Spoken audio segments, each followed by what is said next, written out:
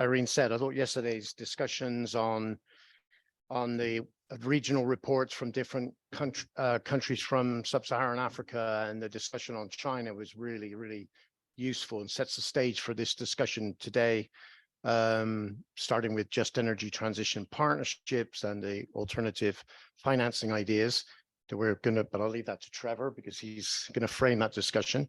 But it's my pleasure to introduce the Deputy General Secretary of COSATU, Gerald Twala, formerly, I believe, out of SAMWU, the Public Services Union. And he's going to give a few words of welcome. We were fortunate enough to have the GS Soli here yesterday. And Nazima Vavi was also here yesterday, and he's going to come later today. So yes, please. Brother, comrade, would you like to come up and say a few words here? When I'll vacate the chair for you.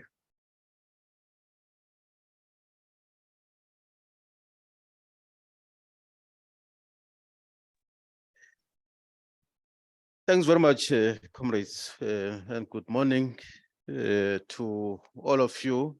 Amanda. Where to? Away too. Amanda. Thanks very much, Program Director. Allow me on behalf of COSATU to bring you revolutionary greetings this morning on this second day of your meeting. We want to reiterate from the onset our appreciation for TUED in organizing this initiative to engage on the energy issues faced by the continent and the steps required to push for and demand a public pathway to renewable energy. Day one was very comprehensive and informative. We will all agree that we need more days to deliberate on every presentation and experience we had heard from other countries given a chance. We are gathered here to influence a public pathway for sub-Saharan Africa to address the challenges of an energy transition. Yesterday, we had a deep engagement on the science of growing support for a public pathway emerging in some parts of Africa. We received updates on developments from Africa, Latin America, and Europe. We also had policy updates from Kenya, South Africa, Nigeria, and Uganda on the energy transition. We received a broad-based perspective on how trade unions are making significant moves towards cleaner and more sustainable sources. We also learned about how trade unions contribute to shaping energy policies, advocating for workers' rights, and promoting a just transition. We learned about public pathway approaches to address energy poverty in sub-Saharan Africa and advocacy towards 100% access. We heard and discussed the general challenges of achieving universal electricity in sub-Saharan Africa. We're reminded about how most Africans residing in rural areas do not have access to electricity and how developing this infrastructure is costly. Neoliberal model for prioritizing full cost recovery have proven inadequate. In the panel, we heard from Mozambique, Ghana, Botswana, and Niger, and they explored public pathway strategies to ensure sustainable and equitable electricity access for all Africans, regardless of their location. China's electrification program must be applauded as a success. Comrades, I think all of us in this room dream of a national energy system that provides electricity access to all the citizens of their country. Yesterday, we learned that China did not adopt the neoliberal full cost recovery model promoted by the World Bank and the IMF, but instead pursued a path of a long-term planning through the central and local governments' collaboration. I think China's experience is very relevant to Africa and we can learn a few lessons that are worth exploring.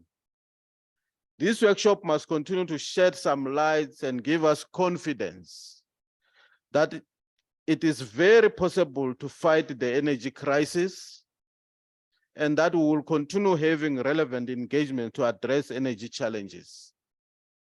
Let me reiterate COSATU's final answer to Africa's energy crisis. The answer is straightforward. We need a public pathway towards our energy transition. In addition, we must learn from the past mistakes and ensure that corruption and poor decision-making do not derail these efforts. Allow me to conclude on this point, and indeed wish you well on the remaining days of your workshop. Thanks very much. Amanda.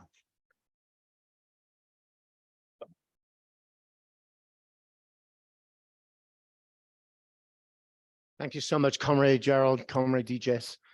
We're going to move, and I hope, please feel free if you have time to stay for this crucially important discussion. I'm going to invite the spokesperson for SAFTU, South African Federation of Trade Unions, Trevor Shaku, to moderate the session, frame the discussion, and perhaps the respondents to the discussion can join us. We are hoping that, well, we're still waiting for one or two people, I think. Why don't we begin with you, Trevor? Yeah, Dasani is on her way. I think she was running late. Oh, she's here? I'm sorry, I can't see with this light on. But and Sung Hee, would you mind coming up? You can thought about. Dasani is on her way. Then the Indonesian commitment. Yes, and we've got a comrade from the Indonesian Energy Union. I'm sorry, we have a comrade Andy from the Indonesian Energy Union. Indonesia is a just energy transition partnership country in the same way as South Africa. And he's got a presentation on his union's response to the JETP proposal for his country. And I think this is a very important first step in building some unity among the JETP unions from the JETP countries to come up with a unified response. But I'll leave that to Trevor and others. Fine. Thanks. Thank you, Comrade Sean. Good morning to comrades and colleagues. I'm sure you would have seen on the program that we'll be discussing the JETPs and the element of structural green structural adjustment that are latent in those particular energy transition partnerships, which our countries have signed and others are beginning to sign with the IPG countries. So my role will be to facilitate and also to ground the discussion by giving first and foremost an intro. So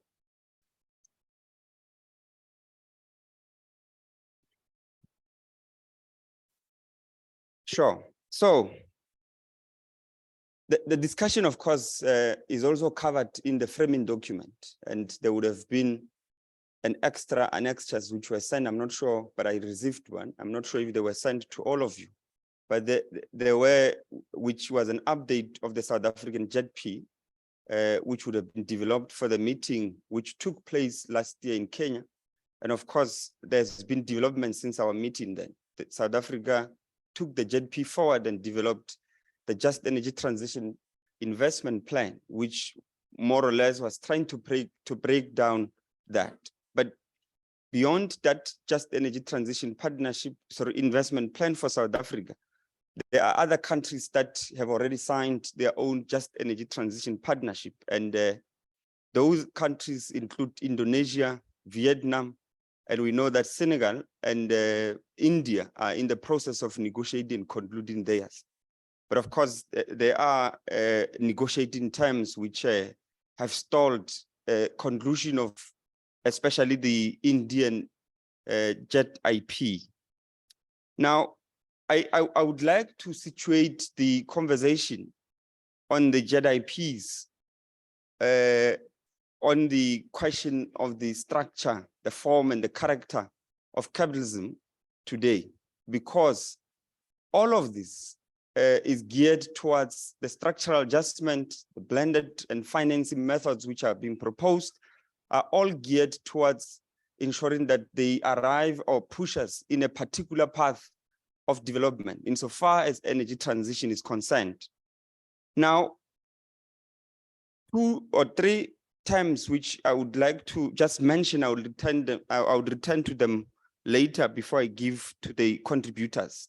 That take note of capitalism as a structure of our economy, neocolonialism as a character, especially of the countries in sub-Sahara, and neoliberalism as a form of the capitalism we have today. Because all of these particular key tenets feature in this particular process, and also in the form of power balances, which first go into the negotiations of the Just Energy Transition Partnership, but also in the conclusion and the implementation of such. Now, I also thought that I must begin this conversation with a quote from John Pegging's famous book, because there he was discussing energy transitions at the beginning of neoliberalism in the 70s. And it is very relevant, and you'll see how it is relevant. Let me just read that quotation and we'll continue.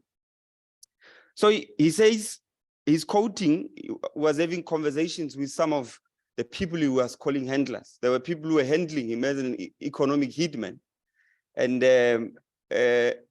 of course, there were people he calls jackals, who mostly were the secret agents who instigated wars and conflicts in these particular countries. If those particular powers, political parties and leaders in those countries did not want to adhere to the dictates of imperial capitalism, especially as led by the finance institutions of capitalism, the World Bank and the IMF.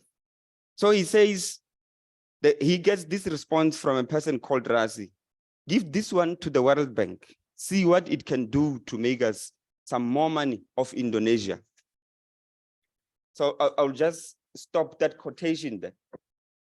It is also very relevant because we're also discussing Indonesia. And Indonesia, Colombia, Panama, Mexico, Iran would have been part of the things he covered in this book. And most of them were centered around energy, because the United States and the Western imperialist powers wanted to ensure that they secured best deals, which were exploitationary, but also securing profits for the multinational and transnational corporations which were operating in those particular areas. And to a certain extent, they even influenced research tanks, which then came up with models which were rigged, models which were not realistic. But in order to convince the governments of those particular countries, you have to present a particular model that presents a very magical and a dramatic turn of events that would lead to a better life for all in that particular country. Now, let me delve into the JETPs, and I would just cite the common threads throughout all the JETPs. They first started with the South African one in Glasgow, COP26. Resolution 17, subsection 3 of that JETP with South Africa said, create an enabling environment through policy reforms in the electricity sectors, such as unbundling and improved revenue, underline an enabling environment. Then last year, at the end, they had 2 other JETPs they signed with Vietnam and Indonesia again.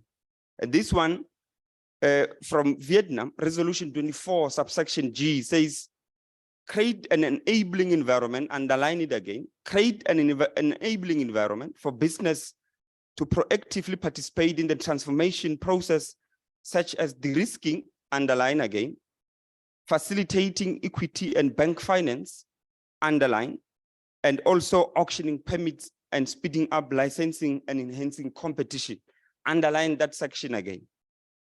And then the JETP they signed with Indonesia, resolution 3, subsection X says, mobilize sufficient capital to achieve the targets through grants, concessional loans, market rate loans to use in de-risking and catalyzing private investments. Underline the last section again. And then in the same JETP with Indonesia, still on resolution 3, but now subsection 11 or XI, Roman figure 11. They say private sector finance will be subject to catalytic public finance. Underline that again. And they go again and say the public sector finance has the potential to generate private finance. Underline that again. Now, in this JETPs, what is encapsulated is the green structural adjustment that we speak of, which mostly are because of the interests of capital of multinational capitalist corporations, which wants to use this energy transition to be able to make profits. Now, there are common threads which have run, and I said to you, you must underline them. Common threads that run through is first and foremost, the creation of an enabling environment. The second one is the fact that there ought to be a form of de-risking or government having to take on the risk of the private investors. And secondly, they also speak about markets and competition. So these key threads that run through the JETPs for these countries, and which of course are at the heart of JETPs which are being negotiated at the current moment, as I said, the encapsulation of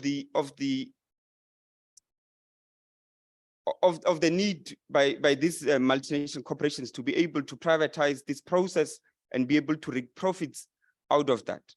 Now, let me get into what we would call the green structural adjustment. And you will see that the common threads I've identified actually are the key tenets of those green structural adjustments. And the first one is that, what do they mean when they say we must create an enabling environment? They say we must create an enabling environment, and they give some dictates in various ways. One of those dictates is that we must ensure that we create competition in the energy market. And that is already unfolding, for instance, in the case of South Africa, where two things are at play parallel, which are geared towards ensuring that the market is liberalized and competition is introduced en masse into that energy generation. The first one is that there is an introduction of the independent power producers, has been going on through in South Africa through the Renewable Energy Independent Power Producer Procurement Program. But of course, even in these countries, this is what is going to be imposed. So companies will be sought to enter into, these governments will sought to liberalize their energy generation and allow independent power producers to come into that space and play a role. What does that particular point lead us to? It leads us to the market, because if you have producers, capitalism has taught us that it operates for one sole purpose, and that sole purpose is to extract profits and maximize profits at all costs. And how do you do that? You do that at least by going through a particular channel. Is that you produce a commodity, and that commodity surplus value cannot be realized until it goes into circulation. Now, once you have allowed independent power producers to enter into production, you have to also ensure that you create a space and a market for them to circulate that particular product or service. Now, this is where the so-called independent system and market operators come into being, because they are also being encouraged by the World Bank and the IMF. In fact, South Africa is even ahead of that, because in the ESCOM regulation amendment bill, from section 30 to section 36, they've actually inserted a section there, or those sections that actually deals with ensuring that the market is liberalized, and you have the ISMO. You also have what they call the central purchasing agency, which will be incorporated into the transmission company or system operator. And this particular company will, of course, ensure that it also procures electricity from the generators and then sell it to the consumers. What does this do? We have been told all along that capitalism and entrepreneurship is about risk-taking. But what we see here is that the methods which have been proposed are actually about alleviating risks. So there's no longer actually a justification for capitalism to actually champion the energy transition, because all the way we are going to be the ones who alleviate and de-risk their investments. So in this context, we must be able to reflect very critically, because this is a point for us to be able to reject the privatization of energy provision in this particular process. Now, so then they proposed this privatization pathway or private pathway, which we call the part of this green structural adjustment, because there are conditions upon which, if we are able to access their financing, we will have to follow. And part of that is to ensure that we privatize, and they want us to mostly opt for the PPP methods. And this brings me to a point, and I know that the panelists are going to elaborate on this very deeply, is the question of financing itself. The question of blended financing, risk alleviation, which is called de-risking in their documents, and all of that. And here we've got to take note of key things which are unfolding. Already we're witnessing them with the independent power producers in South Africa. But also, we know, as a matter of fact, the way capitalism is developing and the way capitalism has developed so far, it is more parasitic and wants to only sit on top of public finance or finance from developmental institutions, so that it's de-risked, so that they are not actually experiencing risks which they should be exposed to. Because after all, that is what we were told they exist for, to take risks. Now, they enter what we call the demand guarantee. They want demand guarantees. Demand guarantees mostly is just that guarantee of the market. A person in the United States who would have been was born in Kazakhstan, they call him, he was contesting for a position of the comptroller, the people who monitor the banks and the banking system. They've published at Cornell Law Clinic, they've published a series of analyses of how capitalism has become so parasitic. And one of that is the question of demand guarantees. And how they put this is that these people actually use what we call multiple M's: the market delivering, market moving, market making. So part of this demand is actually that the government must make market for them, must secure market for them. They don't even have to stress about having to find consumers who would have to come and buy. And for instance, we know that ideally capitalism regulated by competition has to go through that particular process. But here, you don't have to go through that particular process because you have demand guarantees already given to you. But secondly, there are government guarantees that are going to de-risk these kinds of investments. And there would be blended financing, which would go mostly into public-private partnerships, which are going to be expounded more here. And in South Africa, would of course learn through the IPPs that they also are locking us in to contracts which do not give us a room to be able to maneuver and even to enjoy the benefits of that so-called competition when there is a lot of these independent power producers in the production. Because what we are told is that they come into the market, they are going to lead, like I said yesterday, deflationary impact on the prices because there are too many, there's competition. But the lock-in contracts which they are forcing us into are actually even making us to miss that ideal or potential benefit of low prices, because constantly, and we have experienced in South Africa, Busisiwe Mavuso, who was sitting on the board of ESCOM, revealed we don't agree with her because she's a pro-capitalist, an unrepentant one. But she came out to reveal some information which was very key, that the contracts which had been negotiated, the input costs which goes into ensuring that production takes place have increased, and therefore they are going to have to increase those tariff requirements or prices rather, that they said the price of procurement, they sell this electricity to Eskom by about 65%, 12% on a yearly basis for about 5 years. So already we see problems there, but there are of course problems that goes into that. So let me not go deeper into that, because the purpose of the panelists is to delve deep into all those nitty-gritties. But the basis which I wanted to establish for us to understand is that this is because capitalism, I said you must note it at the beginning, is because of the structure of capitalism. It is geared towards profit extraction. And because it's geared towards profit extraction, you do not have the opportunity in that process to be able to make anything developmental for the sake of that. For them, services and goods are produced not because they are use values, but because they can extract surplus value out of those particular use values.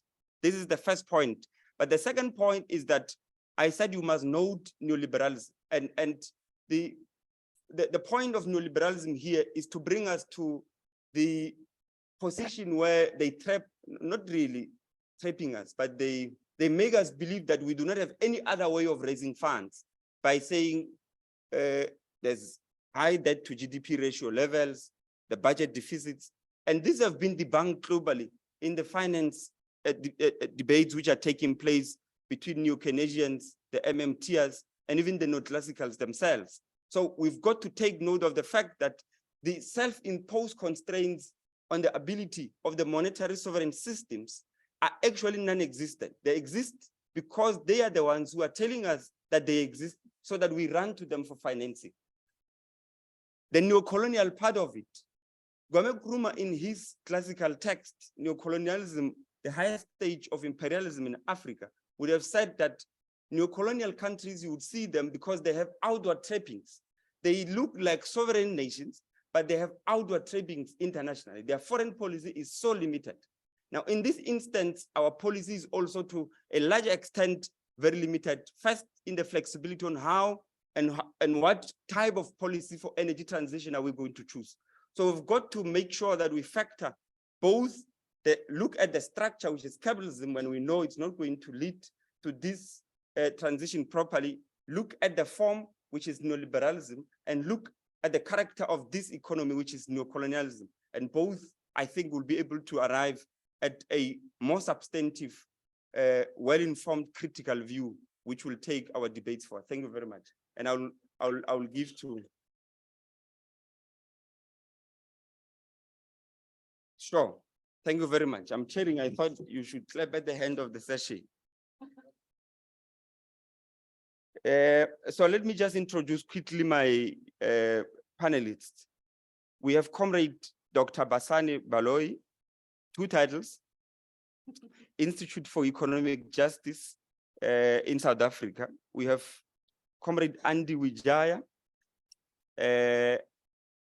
Pesutian, I don't know how to read this, Pegawai Indonesia Power, PPIP. And then we have Comrade Mathurin Sagna from Senegal. I don't know how to read French. We have Comrade Sang-hee Ho, Comrade, you'll correct me, from South Korea, Korean Public Service and Transport Workers Union. And we will have a presentation at a later stage from Dr. Thomas Marois, yes, Marois, from the University of London. So I'm a very strict chairperson. So to my panelists, you stick to time. The only grace time I can give you beyond is 1 minute.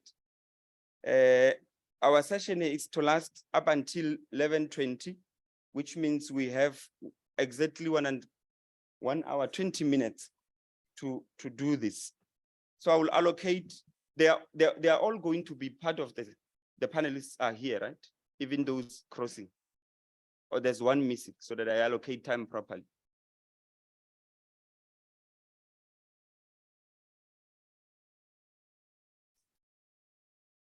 Okay, so I'll give 5 to 8 minutes at most to make your summaries on these issues. We'll have interactions. for Dr. Bassani from IEJ, a little bit more time because of the work they've been doing on the JETPs. So, I think we said 10 to 15, just so we know. I don't want to compromise the other speakers, but IEJ has been, very prolific around this subject, and it would be a shame not to take advantage of that. And because the day has been restructured, we may be able to make a bit of extra time in this session. Yeah.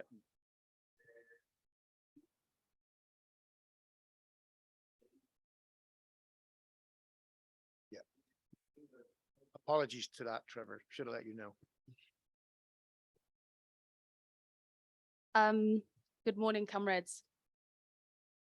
So I think a lot of you probably, it seems as though you have the background knowledge on the JETP, so I'm not going to go deep into that at all. But I think for us, one of the presentation, what I will focus on are two elements, right? First of all is, can the needed finance be raised through the JETP? So the JETP has 8.5 billion committed financing, but there are 97 billion US dollars is the financing gap, right? So the question is, on the basis of a private pathway, will we be able to generate that 97, will this particular approach be able to generate that 97 billion? And then to also address the fiscal and legal and policy risks that surround the current approach. And then for us to begin to think about the financing alternatives that may be considered. So the first takeaway point is, if what we want is a just energy transition, so the move from high carbon intensity to a just energy transition into renewables, then the approach that is adopted by the JETP will fail to raise the necessary financing that is required of that, right? And channel private finance towards decarbonization, right? That's the key takeaway. That is the case both in South Africa and abroad. Therefore, failing to mobilize this required financing for the climate transition. The second is that the heavy reliance on private financing within the JETP opens up the South African government to a range of risks that undermine the objectives of the JETP. And then, as I said, I will begin to talk about ways in which we can start to think about how we can mobilize financing that is less costly, less risky, and that can support the justice elements of the transition. So let's first talk about the first takeaway points. Why do we say that the JETP, the current approach, will fail to meet the 98.7 billion US dollar financing gap over the next 3 years? The key is that the JETP is set within what we call a risk-based prudential macroeconomic framework, right? Some of those features of it have been presented in this panel and in other panels. The first is the fiscal conservatism. And this is the idea that there is not enough financial or fiscal space for the public sector or for government to intervene in to raise financing for the transition, right?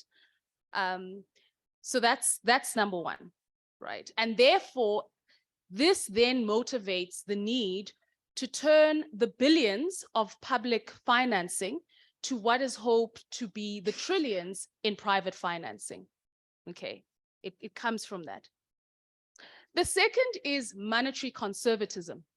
And this is the idea that the core anchor of macroeconomic policy should be around price stabilization and fiscal stability or financial stability, right? So meaning that other elements of the macroeconomic framework, such as ensuring full employment, ensuring environmental sustainability, ensuring structural transformation, all of those are not important. Okay, so the core thing is around inflation and fiscal stability. Not fiscal stability, sorry, financial stability, which is, and fiscal stability, all of that, yeah. The third element is an industrial conservatism.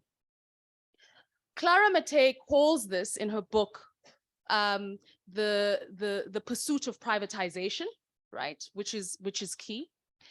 A more the traditional way of understanding industrial conservatism is in fact the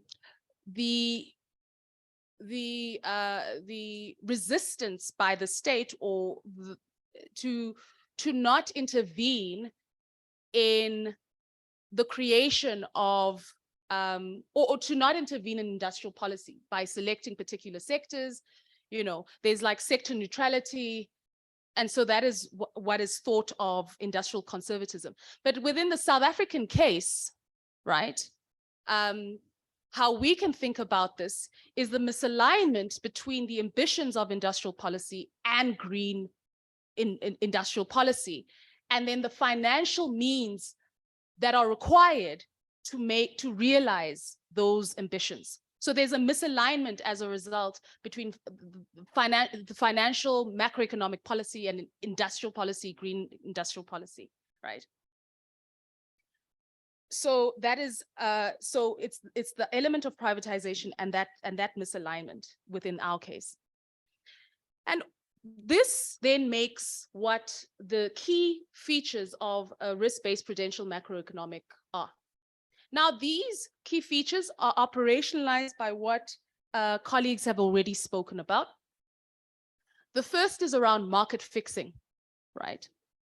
And here is the idea that in order for us to generate private financing that is geared towards the transition, you need to solve an asymmetry problem that the financial sector has, which is a misunderstanding or ignorance about what is defined as green and what is defined as dirty. So hence, that is the basis through which green taxonomies are born, right? So this is how we define what's green, and we need to just, the National Treasury or whichever body is meant to just make this information available. And then through that information, the financial market actors will be able to then use that information to price, to set, you know, to price to make price settings on a range of financial stocks or whatever, right? And so, and this is done voluntarily without, there's just solve the information asymmetry problem and this will happen. The other bit is the de-risking strategies, which you've already spoken about, which is, yes, indeed, about mobilizing public finance to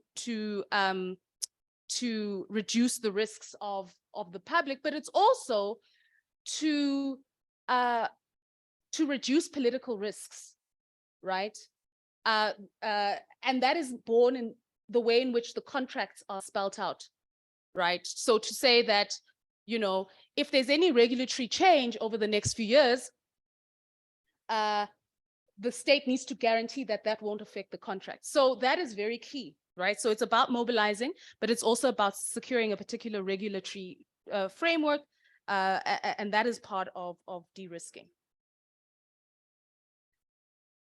So we note that there are several implications of this now macro risk-based prudential macroeconomic model. The first are the structural impediments. And what we argue is to say that the risk-based prudential macroeconomic framework systematically undermines underestimates the structural impediments to appropriate the resources that are required. Right?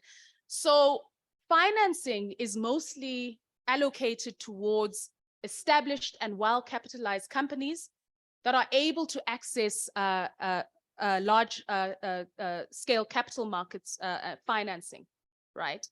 And so, you know, when you look at the structure of the fossil fuel industry vis-a-vis the renewables, is that the fossil fuel industry has consolidated ownership in that creates value for this sector through cost reductions within the value chain, expansionary projects to support growth, and strong negotiation power in contracting, right? And these features of a highly concentrated industry make it more attractive to institutional investors and financial capital.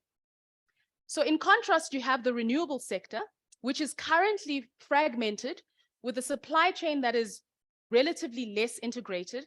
And this could be seen as a market of, you know, it's a marker of its nascence, but it's also a structural feature of the technology.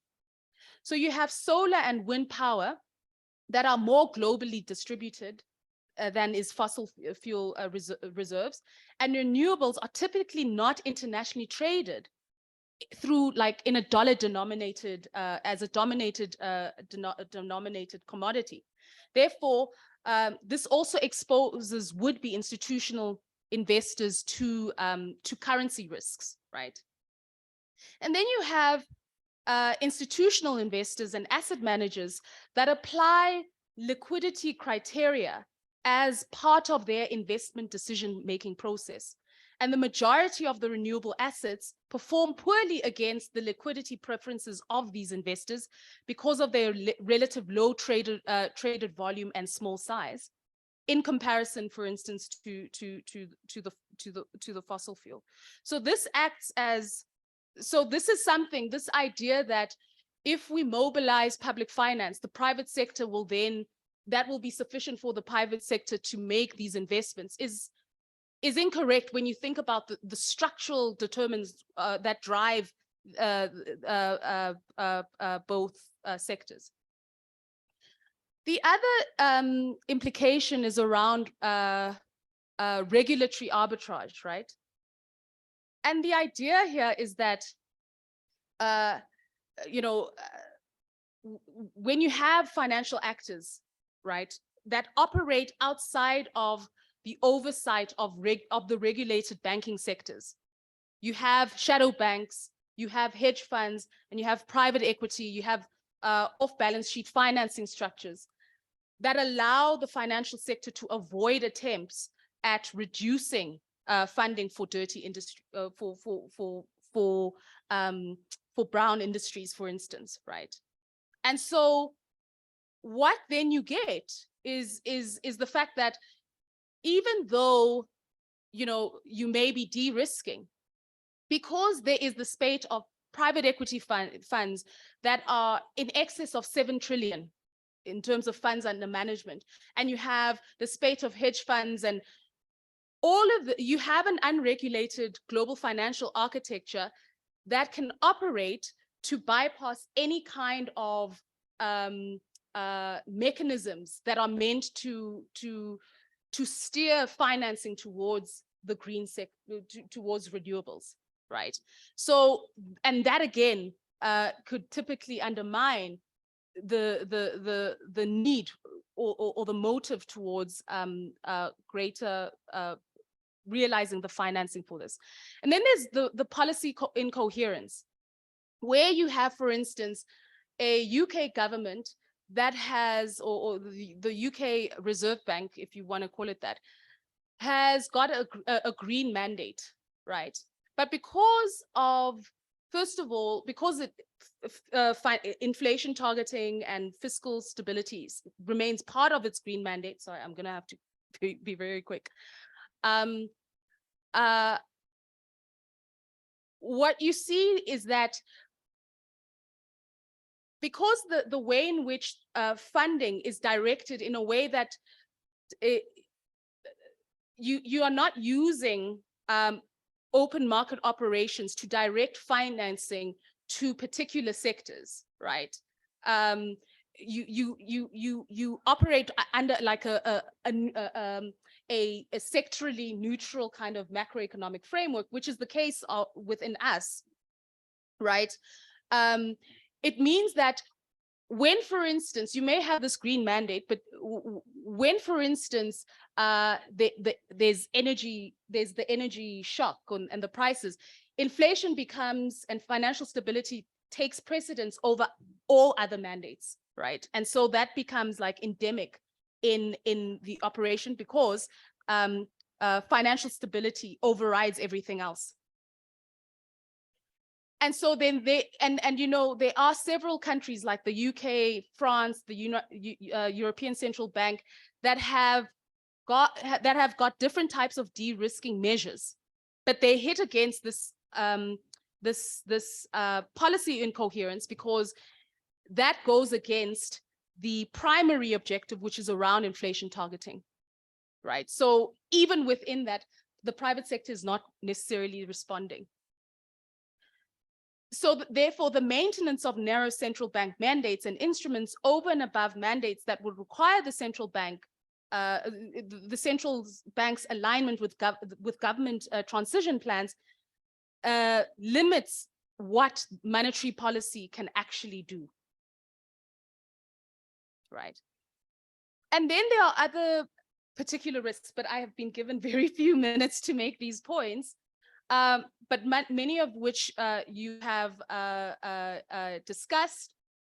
But it does suffice to say that there are issues around, you know, much of our financing is debt instruments, and we don't have, like internationally, or we have not resolved for how we get debt resolution. Should such be required? Because this is a crisis that is generational in the making. We imagine that there will be different types of policies over time and different types of regulatory frameworks that need to be implemented to respond to crisis and to also meet socioeconomic rights.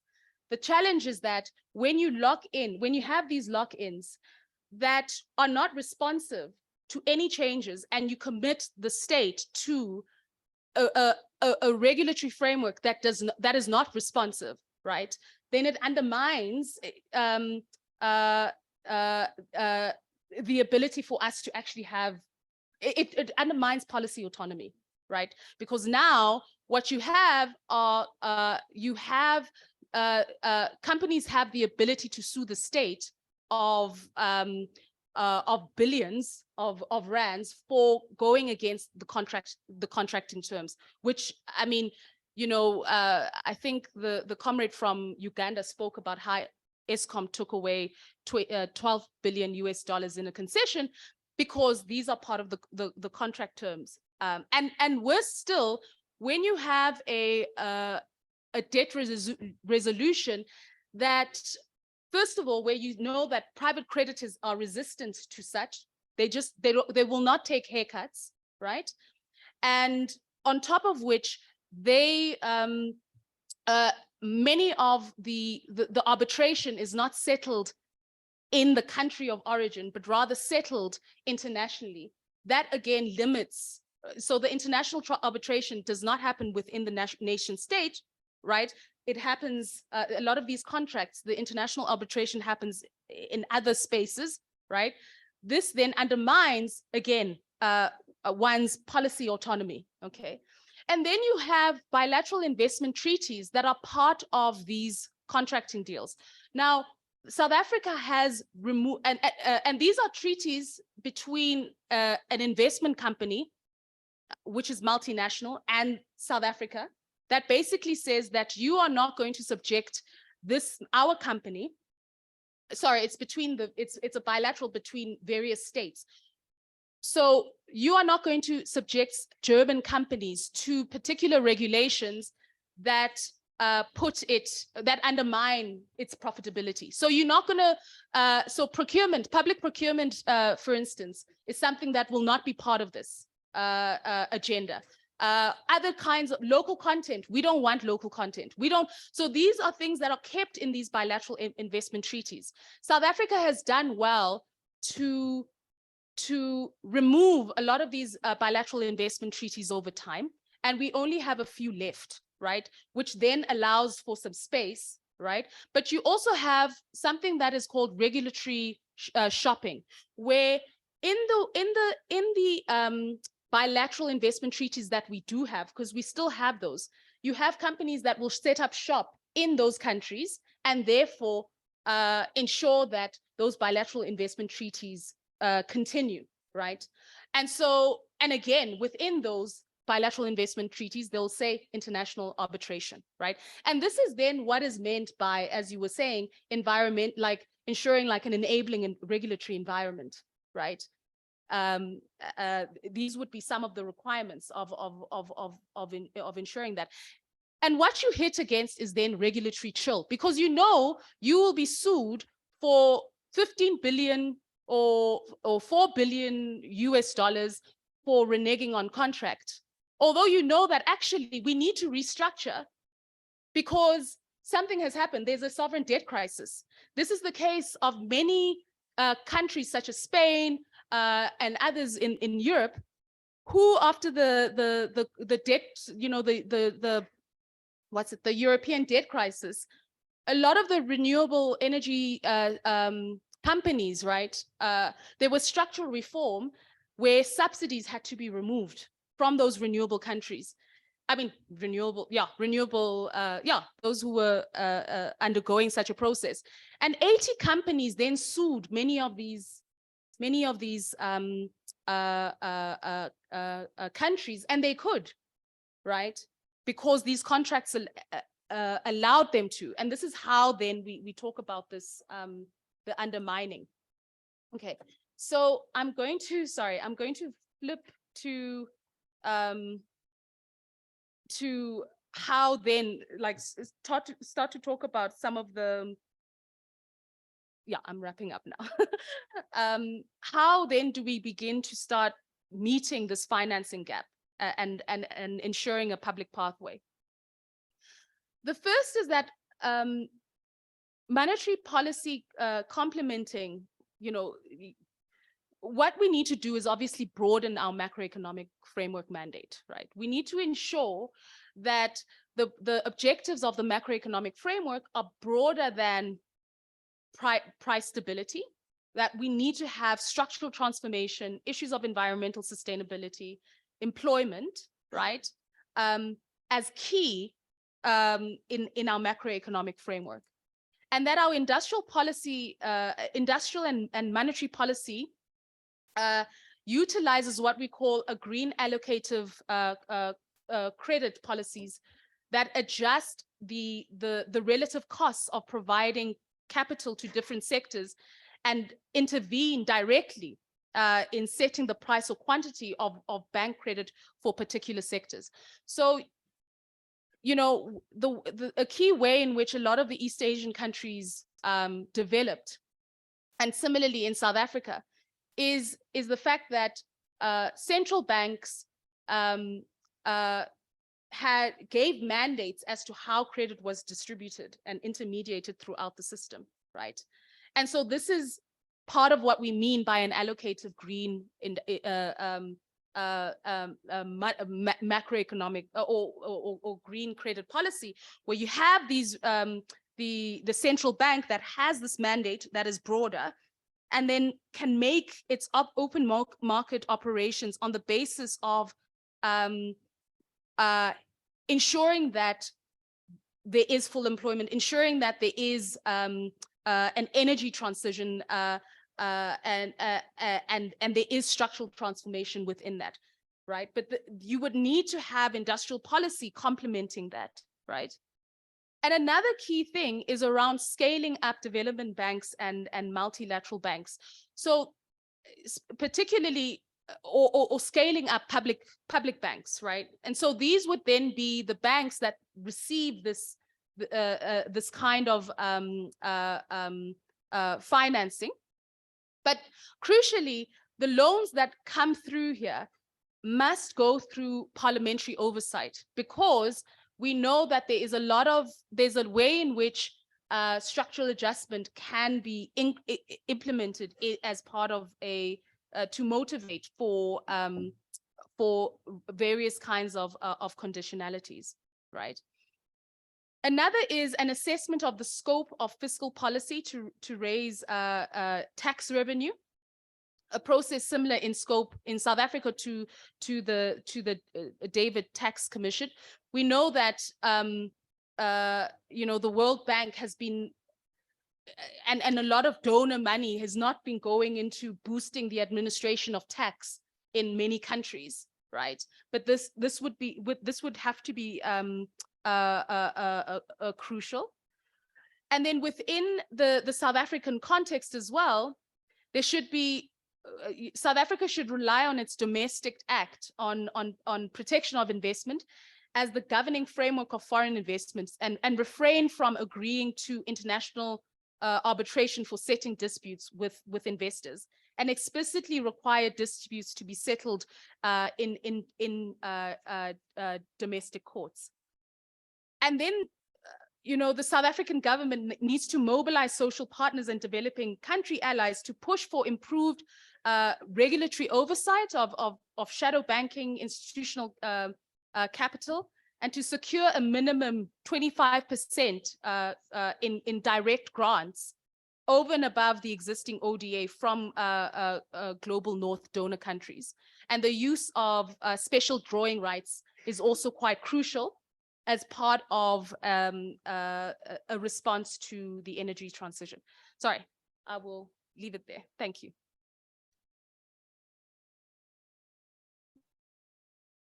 Thank you very much. Let me not waste time and hand over to the second speaker. It's Comrade Sagna. Yeah. Let me hand over the comrade from Indonesia. Yes, brother. I already joined the Zoom. Comrade from Indonesia Power Union is on the line now. So if that's okay with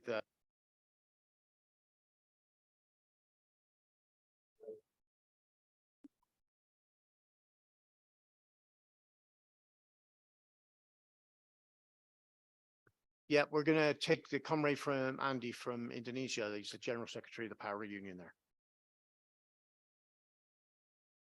Yes. Comrade Andy? Yes. Brother Trevor, could you hear my voice? Is it clear? We can hear you. Thanks. Yes. And I have how many minutes, Brother Trevor?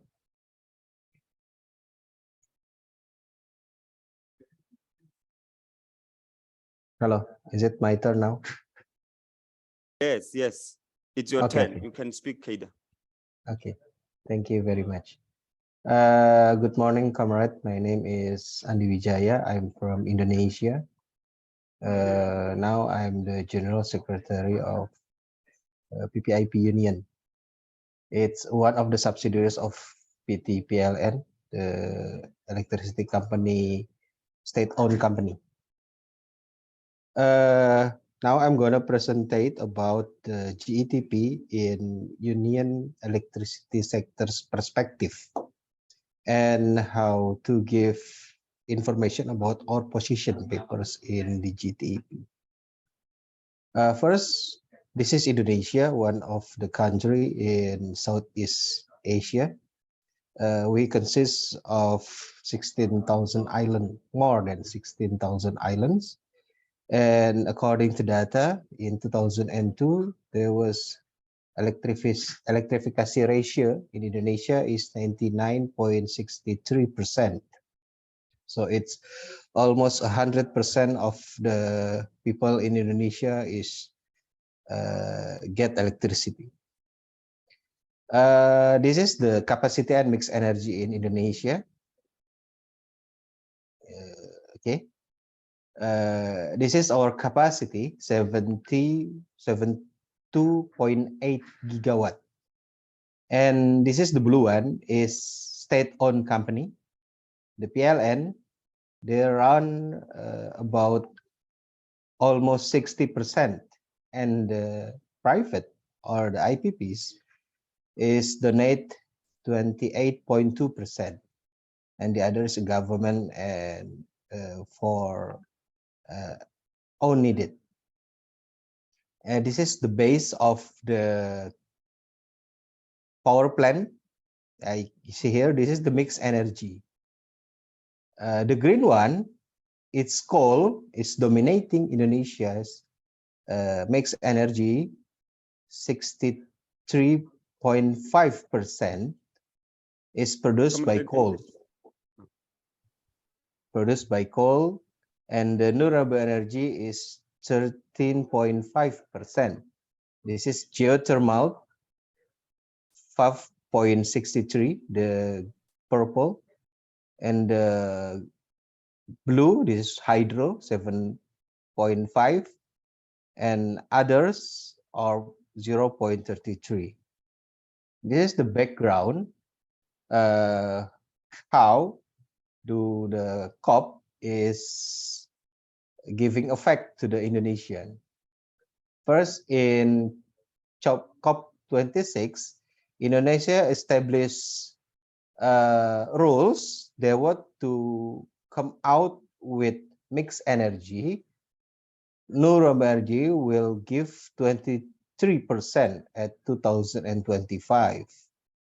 Yeah, 23%. And in the COP27 in Egypt, Indonesia would establish net zero emission at 2060.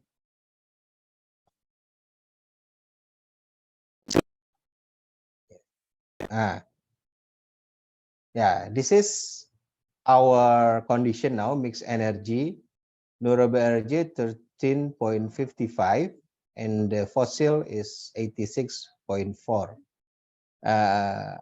According to the slide before, in 2025, Indonesia would to increase the renewable energy from 13 to 23%. This is already 2023. We just did it 2 more years, but the condition now is only 13%. And from the electricity procurement business plan 2021 and 2030, Indonesia would to increase the renewable energy, become 51.6, and the coal is decreased from the fossil decreased from 86 to 48.4. This is the condition, and this is the planning for 2030. This is Indonesia renewable energy potential source. Indonesia is a tropical island where the islands of Indonesia is surrounding with the ring of fire, and third area is ocean.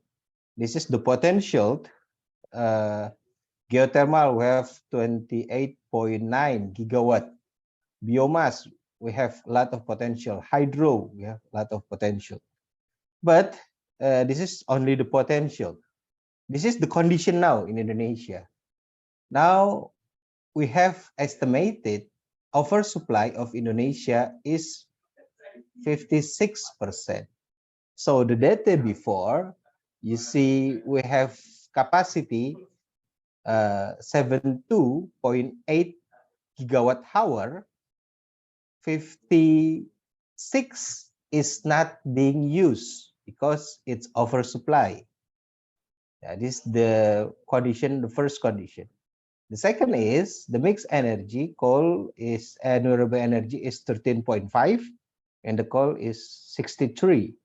So we have a lot to catch up if we want to fulfill our program, the government program. And this is the most important.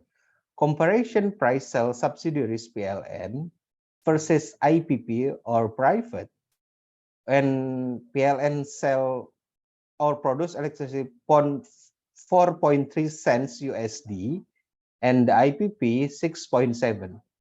It means this the private sectors is sells 36% more higher than the PLN subsidiaries. This is the electricity tariff component. You know, electricity tariff to consumer consists of two components. First, the power plant, it donates 70% of the tariff, and transmission and distribution is 30%. So this is the tariff household in Indonesia for household customer April and June 2023.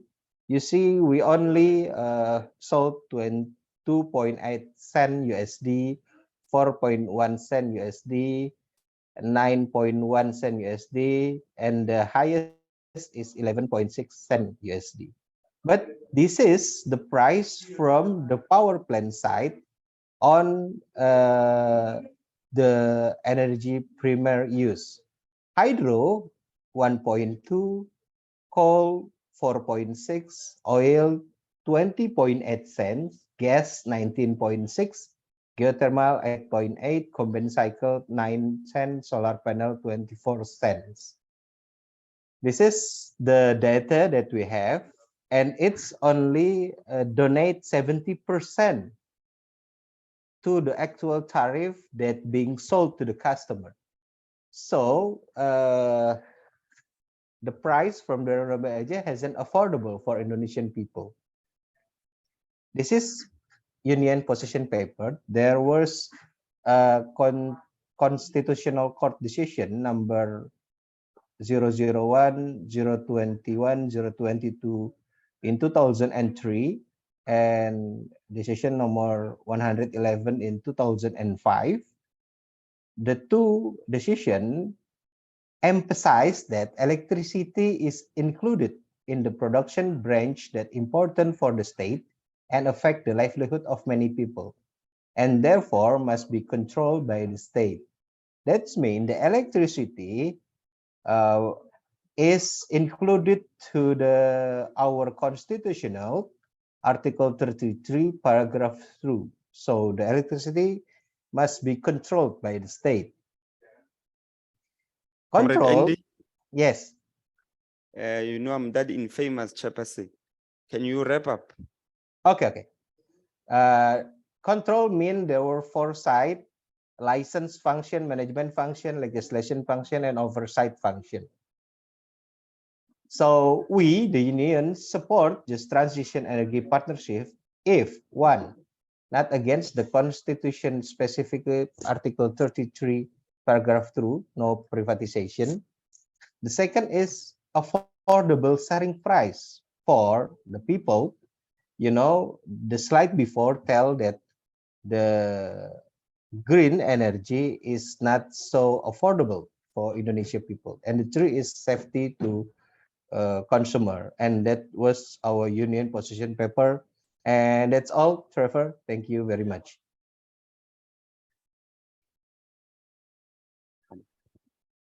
Thanks. Comrade Mathurin Sagna from Senegal, UDTS. Yeah. Bonjour camarades. Amandla.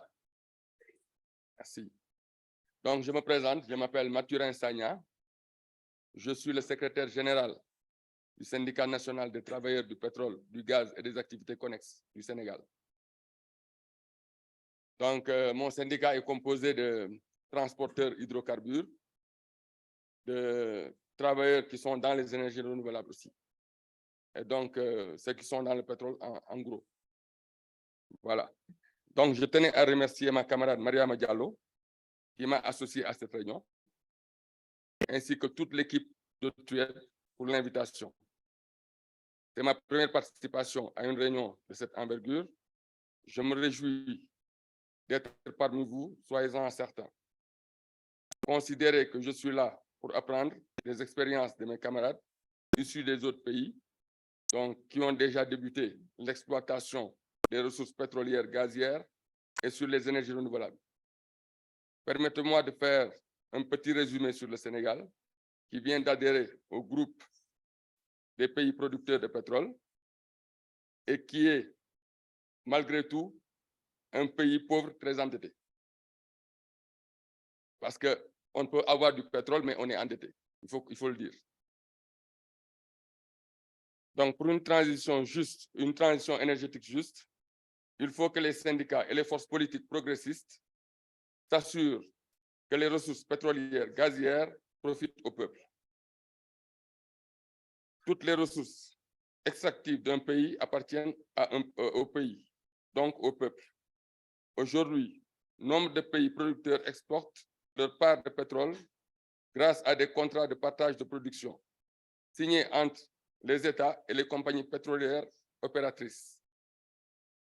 Ces États engagent les ressources de leur pays qui devraient permettre le développement économique. Or, il n'en est rien, ou si peu. Pourquoi? Les compagnies pétrolières contrôlent tout. En effet, elles exportent leur propre part en baril, mais aussi celle des pays producteurs qui n'ont pas les moyens d'avoir une flotte pour le transport de leurs produits bruts. Les États sont donc obligés de payer pour faire transporter leur part ou la revendre aux pétroliers. La dépendance des États producteurs de pétrole, et notamment africains, est considérable. Production, transport, distribution hydrocarbures sont entièrement entre les mains des compagnies pétrolières opératrices. Ils dépensent tout l'argent issu de la vente du pétrole pour racheter des produits raffinés et doivent emprunter aux banques internationales, aux banques privées occidentales ou au FMI pour couvrir leurs besoins. Qui en profitent réellement? Les banques et les pétroliers, qui sont exploités, dépossédés de leurs richesses, les pays producteurs et le peuple. Car lorsque les ressources seront épuisées, le pays sera criblé de dettes. Il y a donc pillage des ressources grâce à un mécanisme tout à fait séduisant, avec des habillages qui font croire à du donnant-donnant, d'échanges commerciaux et d'intérêts mutuels. Il n'en est rien.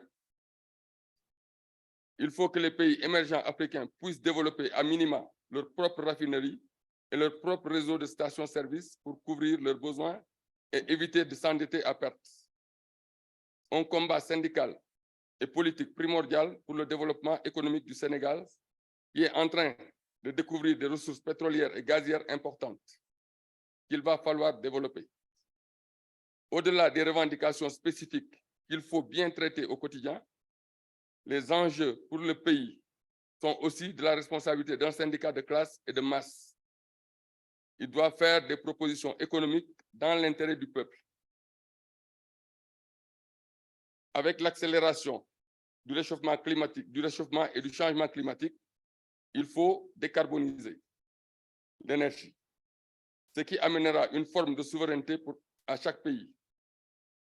Puisque le soleil et le vent sont notre richesse, utiliser les ressources naturelles pour amener vers une souveraineté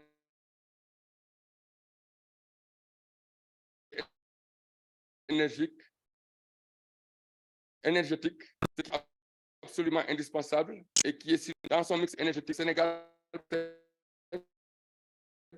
42% des énergies renouvelables. Le budget est composé de l'éolienne, de l'air et de l'hydraulique. Les énergies renouvelables par essence sont décentralisées. Elles s'installent partout.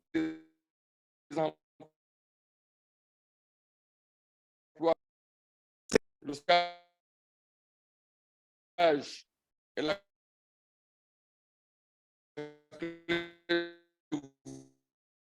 tout au long de la journée pour éviter des pertes. Parce que quand même, quand un nuage passe au-dessus des panneaux solaires, on constate qu'on a des pertes. Sachant qu'il faut alléger les taxes douanières sur le matériel.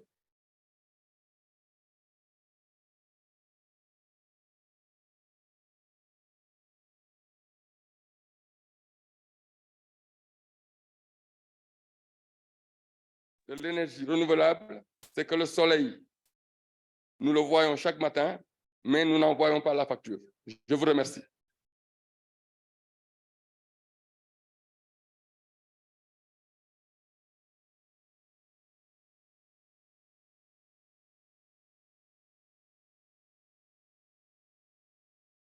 Thanks. Zhang He from the Korean Public Service and Transport Workers Union.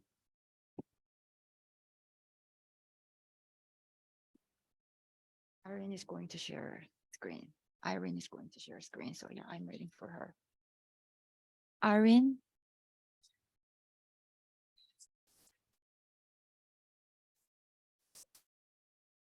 But I'll be a little bit longer than 7 because I was not informed. Yeah, maybe 10. Sorry.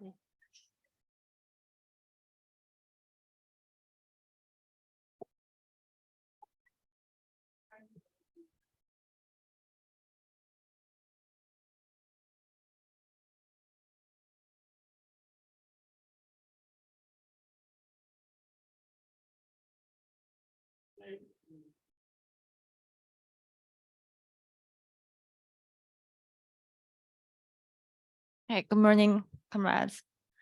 I'm here today to present the energy policy in Korea and the trade union response and to explore the problems of international climate finance and present recommendations to address the problems through a case study of the Green Climate Fund that KPTU conducted in collaboration with Public Services International and KCTU last year.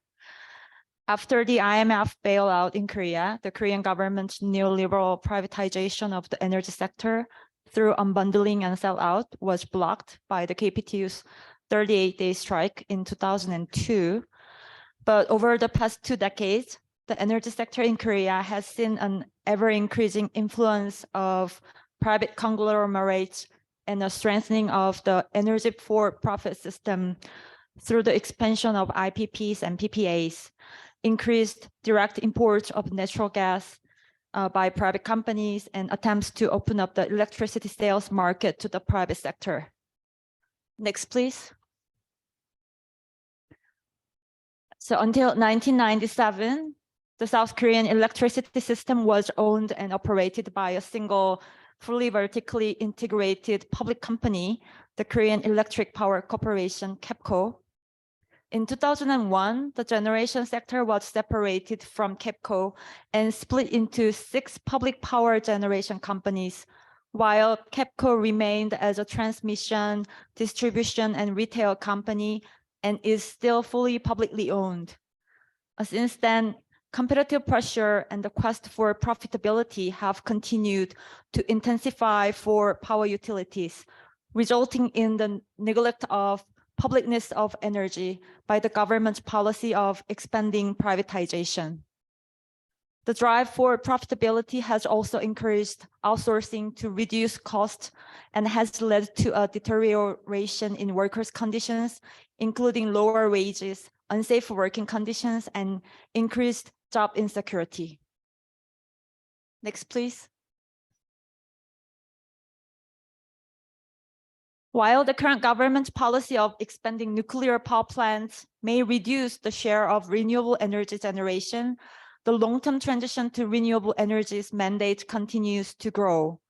In this process, the amount of government subsidies provided to the private renewable energy operators is increasing in the structure of the privatized renewable energy generation industry.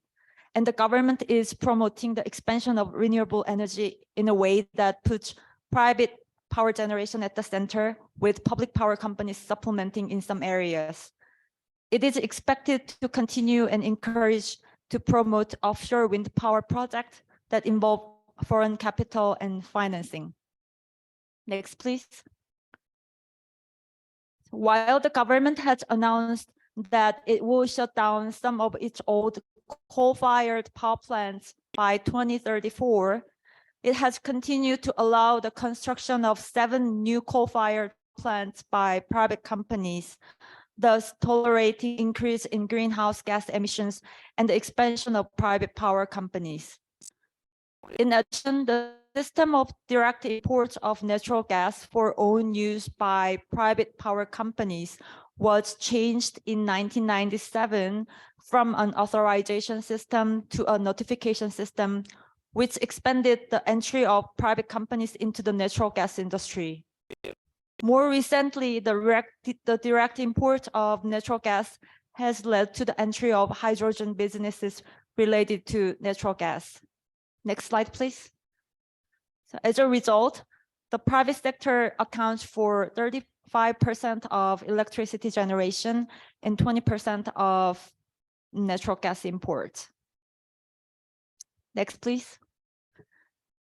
The government continues pushing for an increase in electricity prices, which can be seen as a preliminary work to establishing a cost-based pricing principle for electricity and the opening of the electricity sales market to the private sector. The government claims that the electricity tariff hike is a measure to deal with KEPCO's deficit, but given that the tariff hikes has been promoted as a preliminary work to many privatizations, such as the railways, there is reason to believe that it is to ensure high prices in order to make a profit when private companies enter the electricity sales market. Next, please. In line with the Korean government's energy policy, KEPCO has been steadily expanding its overseas project, starting with a coal-fired power plant in Malaya, the Philippines, in 1995. As of the end of December 2022, it is engaged in 45 projects in 24 countries around the world. In terms of numbers, 29 out of 45 overseas projects are related to renewable energy. Next, please. But if you look at the power generation capacity, the capacity of fossil fuel power generation is more than 6 times that of renewable energy. In particular, in 2020, South Korea invested around $46 million of public funds to build 2 coal-fired power plants in Indonesia and Vietnam, which is contrary to climate justice. Next, please. Over the past 3 years in Korea, we have seen the consolidation of an alliance of organizations, politicians, experts, and media advocating a market-based approach in South Korea. Millions of dollars a year from various foundations, especially those run by transnational conglomerates in Europe and the United States, have been channeled to some market fundamentalist groups that advocate only a transition to renewable energy, whether public or private, and instead of promoting a just transition, try to cleverly greenwash existing privatizations. Next, please. So the best example of this was the reaction of these organizations to the announcement of the National Pension Fund to divest from coal companies. The National Pension Fund Korea is a public fund with around $783 billion. The fund has invested around $2.3 billion in 5 public power generation companies.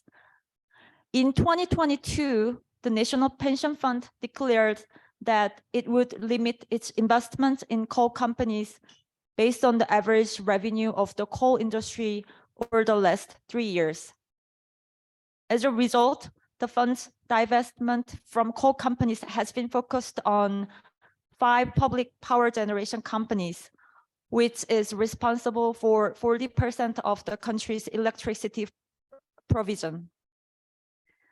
At a time when a public-centered energy transition requires public power companies to be more active in renewable energy projects, and when the government's profit-driven public enterprise policy is forcing 5 public power companies to reduce their renewable energy investment plans by at least $1.6 billion by 2026, the withdrawal of these investment funds is a deliberate inducement to bankrupt of the public energy system, which will inevitably lead to the expansion of private power generation and the privatization of the energy industry as a whole.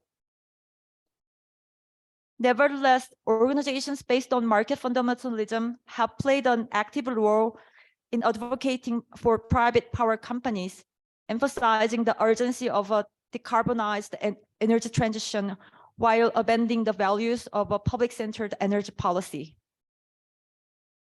Next, please.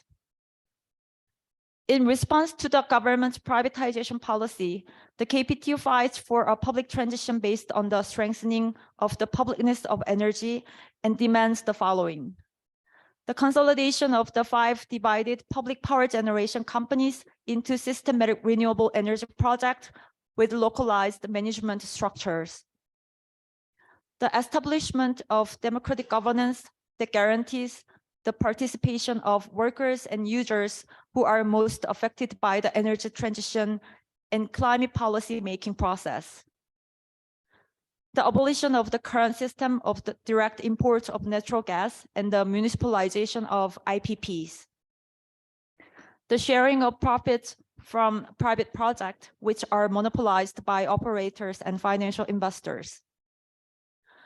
The KPTU is seeking to extend its climate justice activities, which for the past 2 years have been limited to trade unions in the energy sector, to other sectors affected by the climate crisis, such as public transport, hospitals, aviation, and local government sectors. Next, please. At the same time, the KPTU is extending its solidarity beyond the trade union movement to the climate justice and environmental movement, organizing different actors who agree on the demand to strengthening of publicness for a public-centered just transition. The most recent achievement was the organization of a climate justice strike on April 14th, in which more than 300 trade unions and civil society organizations formed an organizing committee and around 3,000 people participated. Next, please. Finally, I would like to highlight the issue of international climate finance through a case study of the Green Climate Fund. Given that the historical responsibility for the climate crisis lies with the rich countries of the global north, and that its impacts are being felt most acutely in the low-income countries of the global south, developed countries has an obligation to provide developing countries with the finance and technology needed to combat the climate crisis or climate reparations to redress this reality. As a part of this, the GCF was established in 2010, with developed countries pledging to reach an annual contribution of $10 billion by 2020 to support developing countries. However, the GCF has only raised $62 million in 2020, which pales in comparison to the findings of a 2022 UNEP report. At least $4 to $6 trillion per year is needed to transition developing countries to a low carbon economy. Next, please. Beyond the insufficient size of the fund, the real problem with international climate finance, including the GCF, is that it operates within the neoliberal framework of green growth, packaged as green, and is driven by private rather than public pathways, with public funding limited to de-risking and ensuring the profitability of private investment through public-private partnerships or blended finance.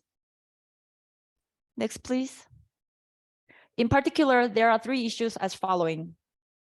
The concentration of funding through international access entities has resulted in projects being led by implementing entities rather than by the governments in the countries where the projects are implemented.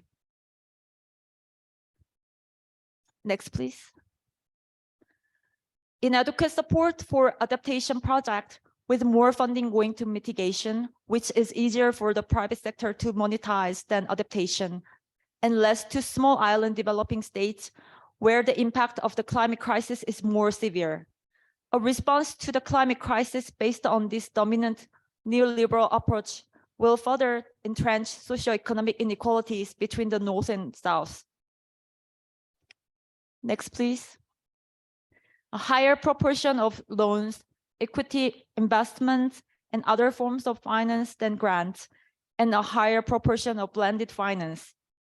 Loans are the main form of financing that ensures a profit of the lender. This increased the already high debt burden of developing countries. Next, please. So the study makes the following recommendations. So international climate finance and the Green Climate Fund should embrace universal quality public service provision as a key principle and include safeguards against privatization or corporatization of essential services. Developed countries should actively embrace historical justice and provide their fair share of international climate finance to meet the needs of developing countries. The Green Climate Fund needs to strengthen its position on climate finance as a public good and abandon its continued emphasis on the role of private capital. The Green Climate Fund must engage public sector workers and service users as key parties. The global tax system should be reformed to raise important revenues to fund climate finance as a public good. Next, please. So the KPT will continue to stand in solidarity with the labor and climate justice movements in South Korea against privatization policies, as well as with trade unions in the Asia-Pacific region, especially those that are severely affected by the climate crisis and threatened by privatization through international climate finance, to further contribute to the expansion and strengthening of public-centered energy policies in the region. Thank you. Thanks, Comrade Sang-hee.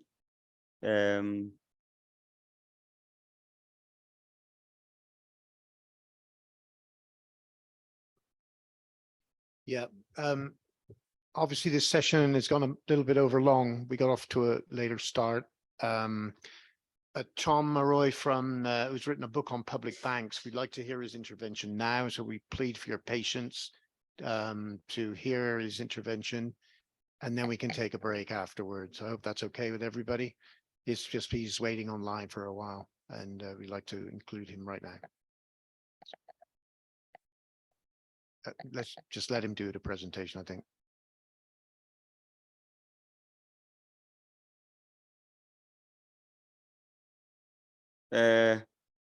Dr. Thomas, the opportunity is yours to make the presentation.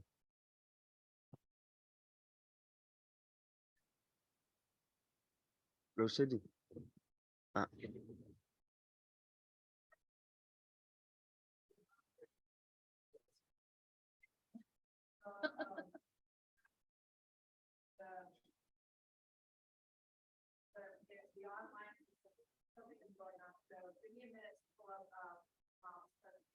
Okay.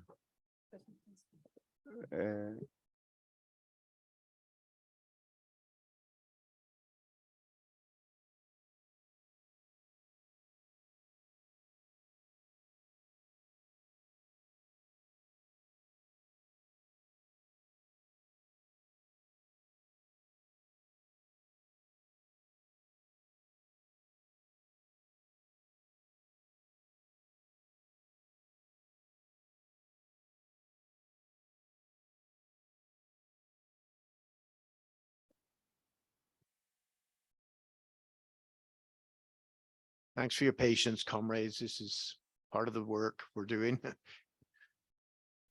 The rough edges.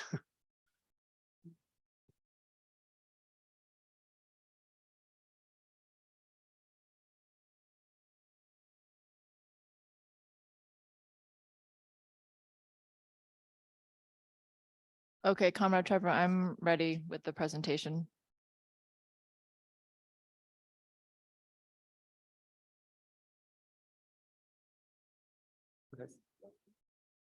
Yeah. Dr. Thomas, may you start presenting? Sure, thank you. Am I able to share my screen?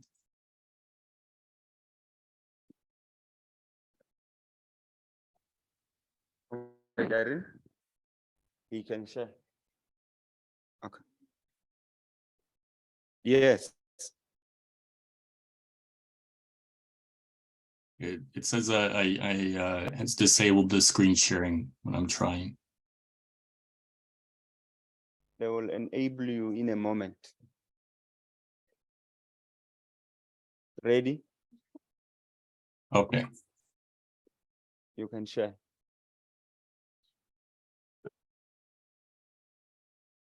very good. Everyone can see that?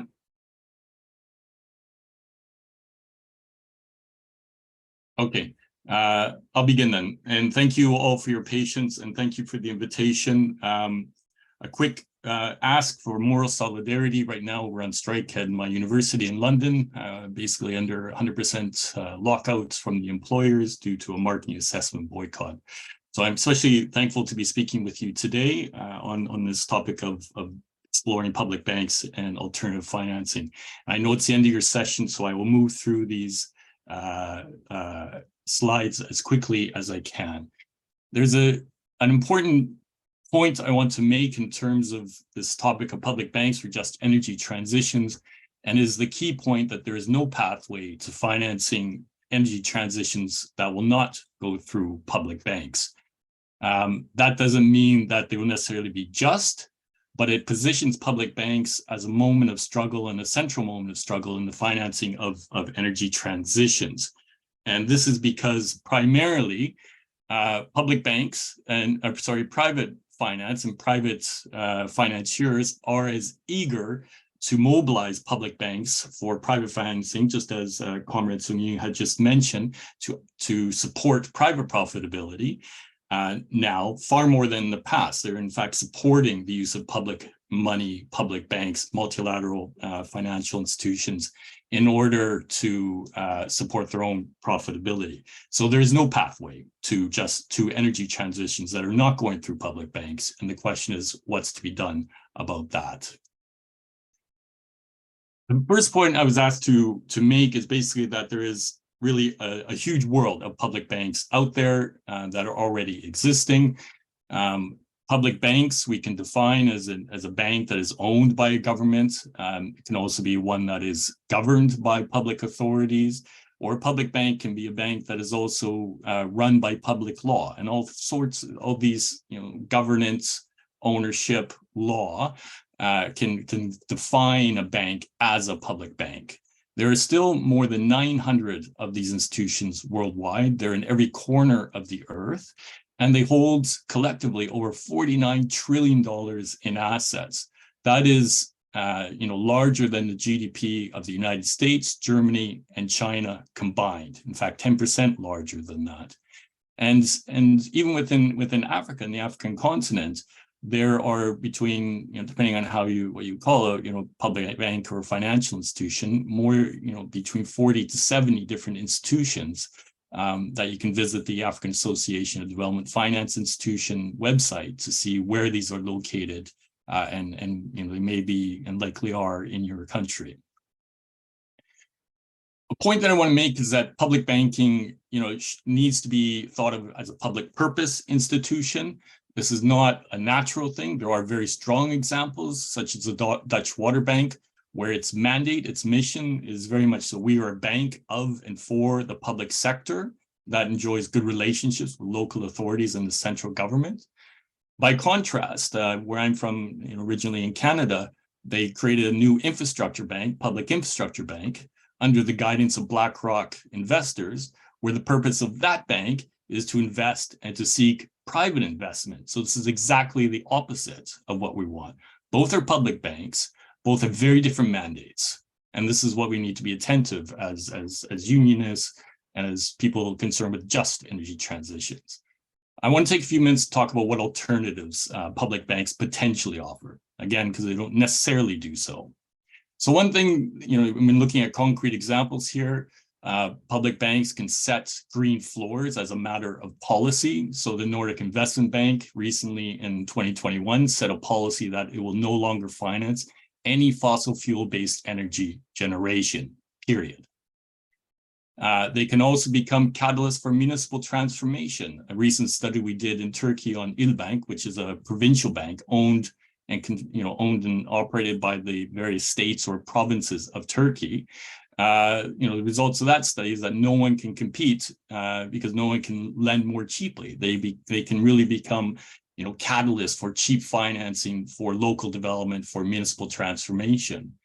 And importantly, they can also be institutions for mobilizing domestic finance. So in Morocco, the Fonds d'équipement communal, the basically municipal financial entity, borrows 90% of its funds in domestic markets. And what that does is not only reduces dependency on foreign funds and external financiers, but in doing so, it reduces the exchange rate risk for the public sector and for local authorities. Public banks are also important insofar as they can be strongly mandated institutions. They are mandate-based. And we can look at an example in Colombia, recently created institution Findeter, which is a sort of a development bank, a public development bank, where its mandate is to be the strategic partner of national government and territorial entities for the planning, structuring, financing, and execution of sustainable projects that transform territories. Its specialty is financing municipalities and local authorities at rates cheaper than those offered at the market rates in the standard financial markets or from private sector. And one of my favorite examples of a public bank is one in Costa Rica called the Banco Popular, which exemplifies the potential for public banks to create not only public-public partnerships, but cooperative public-public partnerships. And in this case, the bank partnered with Copelesca, which is a cooperative energy producer in the Central Valley of Costa Rica, to purchase land around the national park that you can see in the bottom right-hand side that was being overfarmed and overused, to rewild that area to protect the water source that generates the energy for the Central Valley of Costa Rica. In the process of creating that cooperative public relationship with the bank, they developed another public relationship with the National University in Costa Rica on the top left corner, to create an interpretive center and a study center for university students to go to better understand processes of rewilding natural reserves and the protection of natural resources in a country. So a very inspirational cooperative public-public partnership that was triggered by the Banco Popular giving a low concessional rate, a cheaper rate of interest. I won't go into this in depth, but just this is some work that I did with Public Services International recently, setting out what a pro-public public bank would look like based on a green and just mandate, looking at what are its sources of capital from government, from markets, how is it lending at market rates or below market rate, policy-based, and importantly, what are the models of governance? What can we look at in terms of democratic, representative, inclusive, transparent, and accountable forms of governance? The key point I want to make here is that public banks are not necessarily, but can be made as a policy maximizing entity, not a profit maximizing entity, and neither profit maximizing for the bank, the public bank itself, or for the private sector. These should be guided by policies that are geared around just energy transitions. This is not natural. Public banks are contested institutions. The private sector does want to exert control over them and control the ways in which public banks function and operate. They're not essentially good or bad, but it really depends on the social forces that shape the institutional functions that give meaning to that bank being public. So they are only ever as good as we make them to be. And you can see this in the various types of institutions and mandates and operations that are evident around the world. Let me finish my intervention just to highlight some of the tasks that we set out in the PSI paper for trade unions to begin or to put this on their agenda. One task certainly is to identify if there are public banks if you're in the region and if they are engaged in funding energy infrastructure. If there are, meet with them. Meet with the public bank, discuss shared and differing priorities for funding just energy transitions, and report back to your comrades, back to TUED South, on what works best and what works worst, what isn't working for public banks in energy transitions. And in this way, we can begin to shape public banks more in the public interest in a pro-public way, and begin to claw back some of the capture that we're seeing from the World Bank and from private finance over the future tasks of public banks in energy transitions. Thank you very much for your time. I know it's the end of your morning session, and I appreciate the opportunity to share some ideas with you. Thanks. Thanks, Dr. Thomas. Give me